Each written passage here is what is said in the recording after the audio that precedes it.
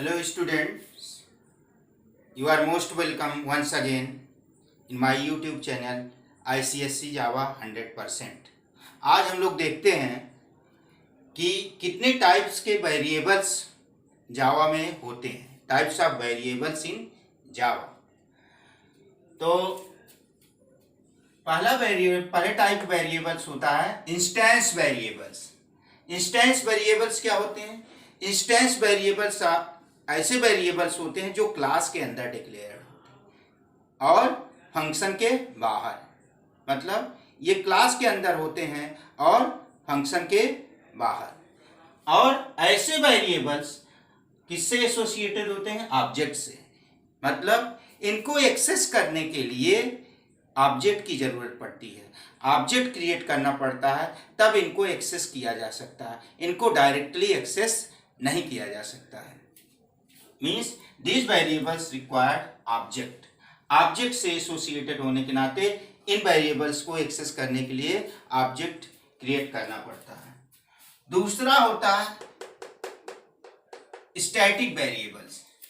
Static variables को class variables भी कहा जाता है, क्लास वेरिएबल्स कहा जाता है। और कभी कभी डिफरेंस भी आता है, तो डिफिनीशन में डिफरेंस हो जाएगा। These variables are associated with class rather than object। ये क्लास से एसोसिएटेड होते हैं, ऐसे वेरिएबल्स क्लास से होते हैं, मतलब इनको एक्सेस करने के लिए आपको ऑब्जेक्ट क्रिएट करने की जरूरत नहीं होती है, ये डायरेक्ट एक्सेस होते हैं, इनको डायरेक्ट एक्सेस किया जाता है। और तीसरे टाइप का वेरिएबल्स होता है लोकल वेरिएबल्स। लोकल वेरिएबल्स क्या होते हैं? They are declared and accessed inside the functions। ऐसे वेरिएबल किसी फंक्शन के अंदर डिक्लेयर होते हैं और इनको जो है जिस फंक्शन के अंदर डिक्लेयर किया जाता है उसके बाहर एक्सेस नहीं किया जाता।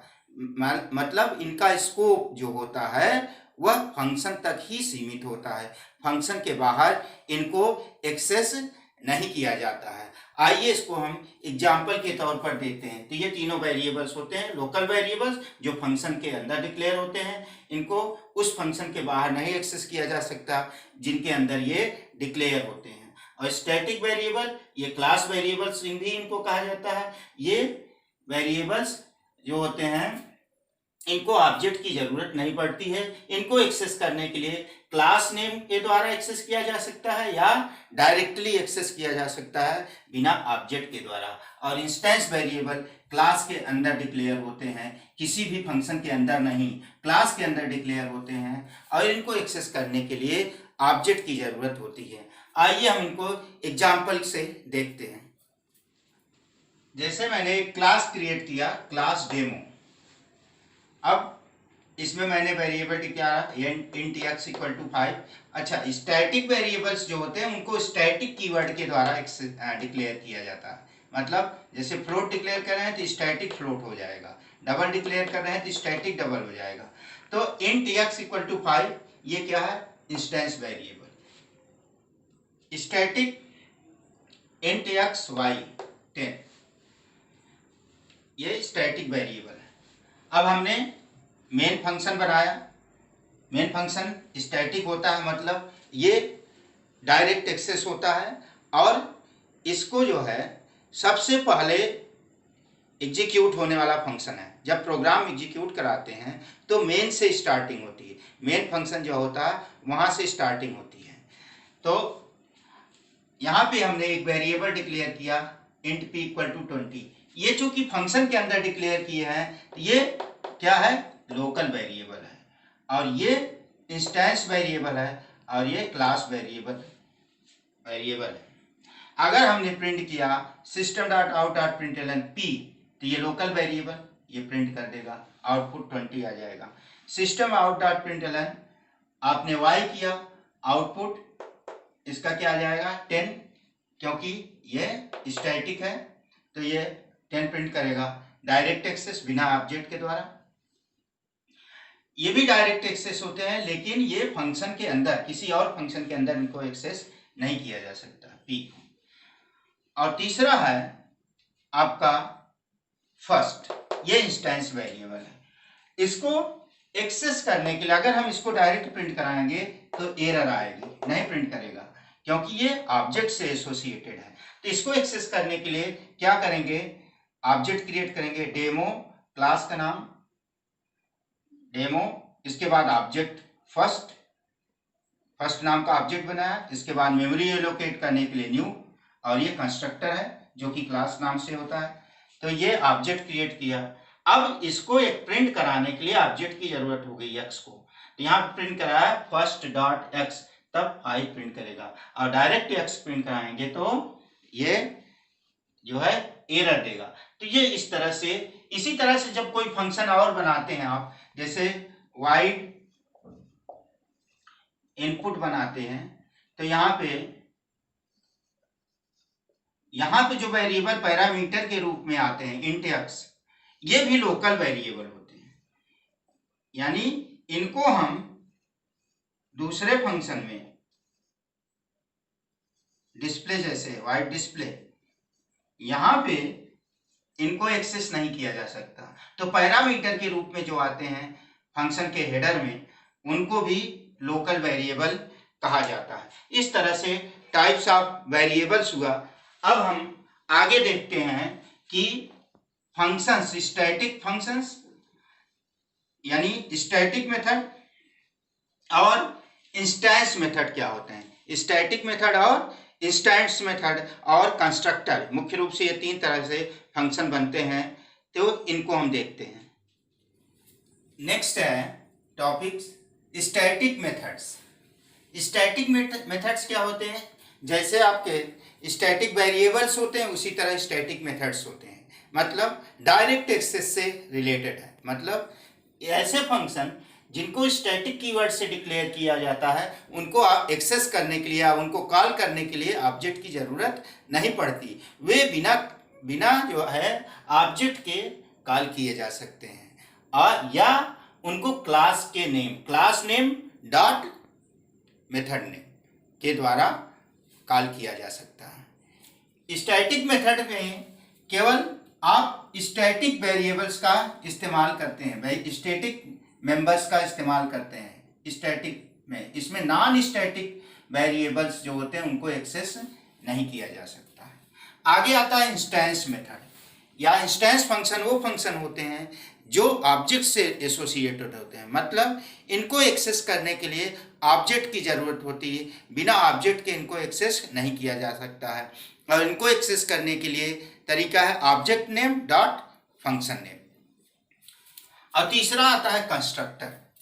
कंस्ट्रक्टर भी एक तरह के फंक्शन होते हैं जिनकी स्पेशल खूबियां होती हैं। कंस्ट्रक्टर ऐसे फंक्शन होते हैं जिनका नाम वही होता है जो क्लास का नाम होता है, इनका नाम वही होता है जो क्लास का नाम होता है। इसका रिटर्न टाइप नहीं होता, कंस्ट्रक्टर का रिटर्न टाइप नहीं होता। और कंस्ट्रक्टर का मेन काम जो होता है, उसमें कंस्ट्रक्टर में चाहे तो आप पूरा प्रोग्राम लिख सकते हैं, लेकिन मेन काम इनका होता है डाटा मेंबर यानी वेरिएबल्स को इनिशियलाइज करना। और मेन खूबी इनकी ये होती है, जब ऑब्जेक्ट क्रिएट होता है तो कंस्ट्रक्टर ऑटोमेटिकली कॉल्ड हो जाता है, इसको कॉल करने की जरूरत नहीं पड़ती। Constructors are automatically called when the object is created. जब ऑब्जेक्ट क्रिएट करते हैं तब कंस्ट्रक्टर ऑटोमेटिकली कॉल हो जाता है, इनको अलग से कॉल करने की जरूरत नहीं होती है। और इसका रिटर्न टाइप नहीं होता, कंस्ट्रक्टर का रिटर्न टाइप नहीं होता। आइए देखते हैं इन तीनों मेथड को एग्जाम्पल के द्वारा।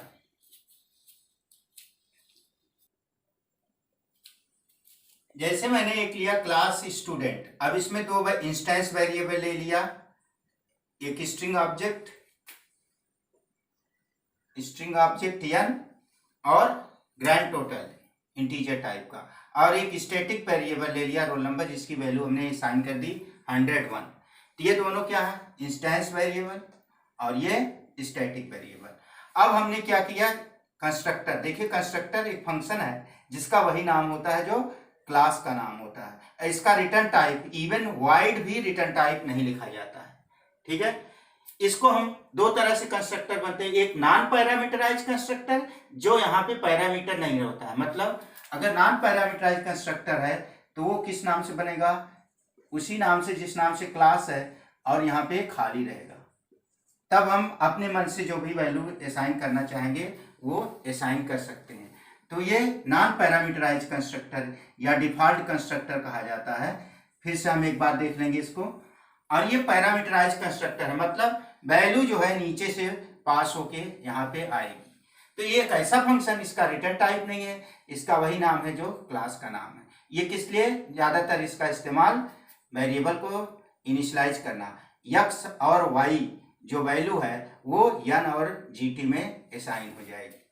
अब एक फंक्शन हमने बनाया, कैसा फंक्शन, स्टैटिक फंक्शन, जिसका नाम है प्रिंट रोल, और उसमें हमने रोल नंबर को प्रिंट करा लिया। तो एक चीज ध्यान रखिए कि जो स्टैटिक मेंबर्स होते हैं वो केवल स्टैटिक वेरिएबल्स को, स्टैटिक फंक्शन जो होते हैं वो स्टैटिक वेरिएबल्स को ही उसमें एक्सेस किया जाता है। स्टैटिक वेरिएबल्स जो होते हैं उनको स्टैटिक फंक्शन जो होते हैं उसके अंदर केवल स्टैटिक वेरिएबल को ही इस्तेमाल करते हैं, नॉन स्टैटिक वेरिएबल्स को इस्तेमाल नहीं कर सकते हैं। जबकि इंस्टेंस मेथड होता है जो, उसमें स्टैटिक वेरिएबल्स और इंस्टेंस वेरिएबल दोनों को इस्तेमाल कर सकते हैं। इंस्टेंस मेथड में स्टैटिक वेरिएबल्स और इंस्टेंस वेरिएबल दोनों को इस्तेमाल कर सकते हैं। चूंकि हमने इसको स्टैटिक टाइप बनाया तो स्टैटिक वेरिएबल को हमने यहाँ पे प्रिंट करा दिया। ये स्टैटिक मेथड हुआ। ये कैसा मेथड है, स्टैटिक मेथड या क्लास मेथड। ये डायरेक्ट एक्सेस होगा बिना ऑब्जेक्ट के द्वारा। ये क्या हो गया, कंस्ट्रक्टर हो गया। इसमें हमने स्टैटिक वेरिएबल को प्रिंट करा दिया। और ये क्या है, इंस्टेंस मेथड या इंस्टेंस मेथड। इसमें हमने क्या किया, वाइट डिस्प्ले नाम से बनाया है और इसमें हमने नेम और ग्रैंड टोटल को प्रिंट करा दिया है। अब देखिए शुरू होते ही यहाँ से कहानी की, public static wide main string ARGS argument. जब ये क्लास को हम जब प्रोग्राम को कंपाइल करेंगे तो ये कहाँ से एग्जीक्यूशन स्टार्ट होगा, मेन से, यहाँ से नहीं। चाहे तो आप मेन को ऊपर कर दीजिए, इनको नीचे, तभी मेन ही पहले एग्जीक्यूट होगा। जब मेन एग्जीक्यूट होगा, डायरेक्ट एक्सेस है चूंकि स्टैटिक लगा है, तो हम क्या करेंगे, ऑब्जेक्ट प्रिंट रोल जो है ये तो डायरेक्ट बिना ऑब्जेक्ट के एक्सेस किया जा सकता है, अब डिस्प्ले और अच्छा student OB equal to new student, जब हमने ऑब्जेक्ट क्रिएट किया तो कंस्ट्रक्टर कॉल हो जाएगा। ये कंस्ट्रक्टर ऑब्जेक्ट क्रिएट करते समय ही कॉल हो जाता है। और चूंकि ये पैरामीटराइज कंस्ट्रक्टर है तो उसकी वैल्यू हम यहाँ से भेज देंगे, एक स्ट्रिंग कांस्टेंट और एक इंटीजर कांस्टेंट भेज देंगे। तो ये रवि और 230 कहाँ चला जाएगा, रवि जाएगा x में और ये आएगा 230 कहाँ जाएगा y में, और ये दोनों असाइन हो जाएंगे। तो ये क्या किया, डाटा मेंबर को असाइन कर दिया। अब ऑब्जेक्ट जब क्रिएट हुआ तो कंस्ट्रक्टर कॉल हुआ। अगर नॉन पैरामीटराइज कंस्ट्रक्टर है तो यहाँ खाली छोड़ेंगे, पैरामीटराइज कंस्ट्रक्टर है तो उस वेरिएबल के अकॉर्डिंग यहाँ से कांस्टेंट भेज देंगे। अब प्रिंट रोल जब करेंगे तो ये ऑटोमेटिकली कॉल्ड हो जाए, सॉरी ये डायरेक्ट एक्सेस है, प्रिंट रोल स्टैटिक चूक है, इसको ऑब्जेक्ट की जरूरत नहीं पड़ेगी, केवल मेथड के नाम से इसको कॉल कर सकते हैं। अब डिस्प्ले, ये इंस्टेंस मेथड है, इसको ऑब्जेक्ट की जरूरत पड़ेगी, तो इसको कॉल करने के लिए क्या करेंगे, ऑब्जेक्ट डॉट डिस्प करेंगे तो आपका ये डिस्प्ले फंक्शन कॉल होगा जिसमें नेम और ग्रैंड टोटल को प्रिंट कर देगा। तो ये हमने आपको बता दिए स्टैटिक मेथड, इंस्टेंस मेथड और आपका कंस्ट्रक्टर के बारे में थोड़ा और डिटेल में नेक्स्ट वीडियो में देखेंगे। Thank you.